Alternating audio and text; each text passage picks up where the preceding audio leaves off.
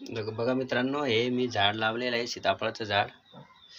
आता रिकाम्या वेळात आपल्याला काहीतरी करावंसं वाटतं, पण मी हे करून बघितलं. वेळ असते आपल्याला विनाकारण काहीतरी करावं बा नवीन. तर यामध्ये आहे ना, मी एक असं रिकामं कॅन पडलेली होती. ही कॅन बघा, याला वरून कापली मी. त्याच्यामध्ये थोडं शेणखत टाकितलं, थोडं माती टाकली आणि माझ्या आजूबाजूला सीताफळ आणि रामफळाचं रोप होतं आणि ते त्याच्यामध्ये उपटून लावलं मी. आता बघा याला 15 दिवस झाले. 15 दिवसात बघा हे रोपटे कसे झाले.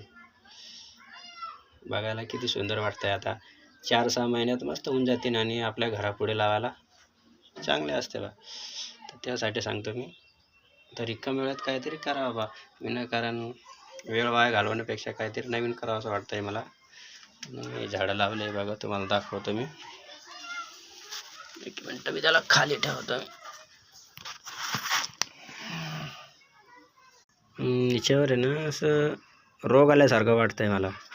बघा या पाल्याला पण ज्यावेळेस लावलं त्यावेळेस एकदम छोटं होतं झाड आणि आता पावसाळ्याचे दिवस आहे त्याच्यामुळे ते थोडं वाढायला लागले.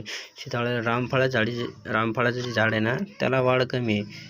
त्याच्या पानाला कोणत्या तरी अळीने असं कुरतडून टाकलं आहे. असं वाटतं काहीतरी मटेरियल टाकावं. आणि दुसरं पण होतं हे बघा मध्ये, हे पण लावले पण याला काय वाढ नाही आहे सहसा करून. या शेजारी मिरचीचं झाड लावलं होतं मी बघा, आणि याच्यामध्ये पण बी लावले आहे मी. ते बी थोड्या दिवसांनी उगणार आहे. याच्यामध्ये बदामाचं पण आहे आणि दुसरं लिंबाचं झाड पण आहे. त्यापैकी एक लिंबाचं झाड उगलेलं आहे छोटंसं. याला हप्त्यातून 1 दिवस पाणी टाकलं तरी चालते, कारण की या दिवसात पाण्याचे दिवस आहे. त्यात काय अडचण नाही आहे. बघायला पण सुंदर आहे. आता मिनिमम 6 महिने जरी झाले तर झाड मस्त होईल आणि घरापुढे आपण याला लावू शकतो. काय अडचण नाही. ठीक आहे, धन्यवाद.